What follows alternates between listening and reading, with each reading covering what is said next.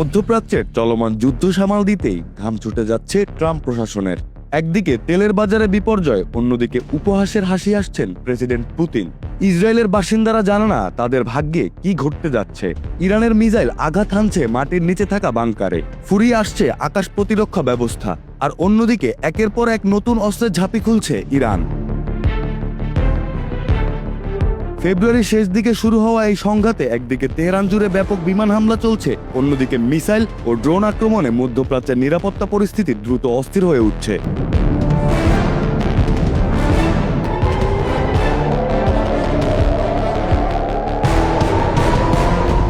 আন্তর্জাতিক সংবাদ মাধ্যমগুলোর তথ্য অনুযায়ী যুক্তরাষ্ট্র ও ইসরায়েল ইরানের সামরিক অবকাঠামো, মিসাইল উৎপাদন কেন্দ্র এবং জ্বালানি স্থাপনাগুলোও লক্ষ্য করে ধারাবাহিকভাবে হামলা চালাচ্ছে।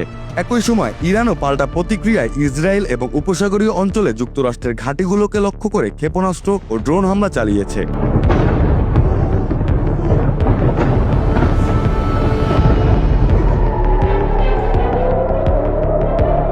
যুদ্ধের মানবিক মূল্য দ্রুত বাড়ছে।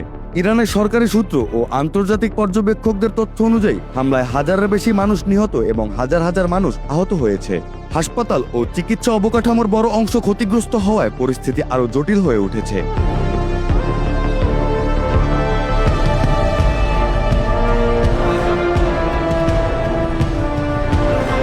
তবে সামরিক সংঘাতের পাশাপাশি যুদ্ধের আরেকটি গুরুত্বপূর্ণ মাত্রা হলো অর্থনীতি ও জ্বালানি। বিশ্লেষকদের মতে ইরান সরাসরি সামরিক শক্তিতে যুক্তরাষ্ট্রের সঙ্গে প্রতিযোগিতা করতে না পারলেও কৌশলগতভাবে দীর্ঘমেয়াদী চাপ তৈরি করার চেষ্টা করছে।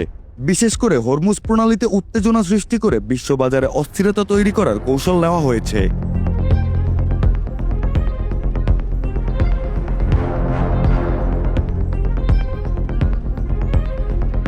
অন্যদিকে যুক্তরাষ্ট্র ও মিত্ররা দাবি করেছে তাদের বিমান হামলা ও আকাশ প্রতিরক্ষা ব্যবস্থার কারণে ইরানের মিসাইল ও ড্রোন হামলার সক্ষমতা উল্লেখযোগ্যভাবে কমে গেছে। কিছু প্রতিবেদনে বলা হয়েছে প্রতিরক্ষা ব্যবস্থার কারণে ইরানের অনেক হামলায় লক্ষ্যভ্রষ্ট হয়েছে বা মাঝপথে প্রতিহত করা হয়েছে।